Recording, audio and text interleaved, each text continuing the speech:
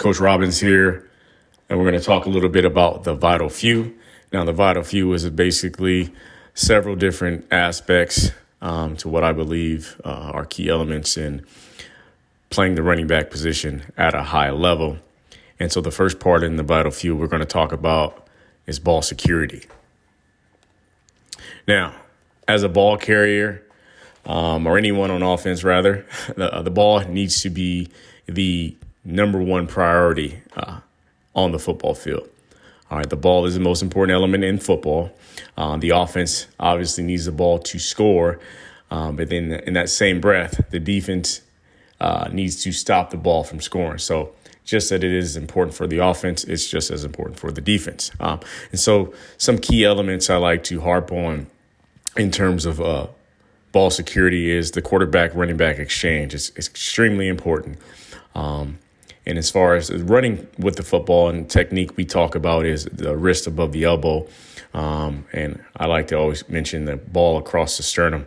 And in that, we want to emphasize 5 points of pressure. When I talk about 5 points of pressure, we're talking about the palm of your hand, your forearm, your bicep, your chest, with the ball is pressed up against your chest, and then the final aspect is splitting the tip of your two fingers, splitting the nose of the football.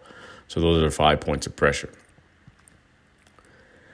Now, one important element I like to touch on is, and I think it's very important, is our quarterback running back exchange period. It's one of the first things we do in practice.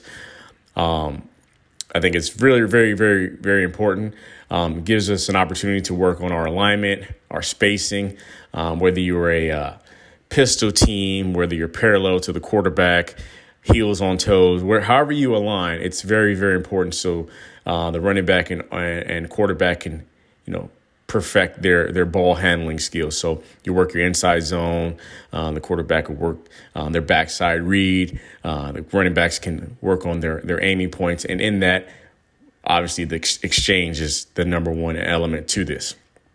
So we can use this to work our counter steps and our one-back powers, stuff like that. Just many, many different facets of the running back quarterback exchange. And another element we also use when we're doing this drill is working on boots and our naked period. So we're selling the same thing as far as run action, and then we'll place a guy over on the opposite side where the quarterback can, whether we're selling outside zone, which we're doing here, and he can come off the mesh and then deliver the football. Another aspect as far as ball security is if we can't get with the quarterbacks, what we'll like to do is just what I refer to as seeding the football. Now, seeding the football is just something, the guys have done since the Pop Warner days, okay? Where we'll just, get in the line and we'll just work on feeling that pressure of the football against your belly. And once we feel that pressure, we're going to bite down, and then we'll throw some agility bags or some cones to work on the transition as we're, protecting the football, working our 5 points of pressure, okay? Getting the ball in a good tuck position, okay? Trying to keep the ball high and tight and try to scrape our jersey numbers off, what I like to refer to when running the ball. So can't get with the quarterbacks. This is something that we'll do as an alternative. And so these things are very important to me because some of the little things that we tend to take for granted on offense often happens, and sometimes at the worst moment. Here's an example right here, simple quarterback running back exchange where they mishandle the football, and then all of a sudden the ball's on the ground, and the quarterback and running back are pointing at each other, and the offensive coordinator and head coach are looking at the running backs coach about, what happened. Here's another example right here where, you get the football that's on the hip, and all of a sudden the ball's in the air.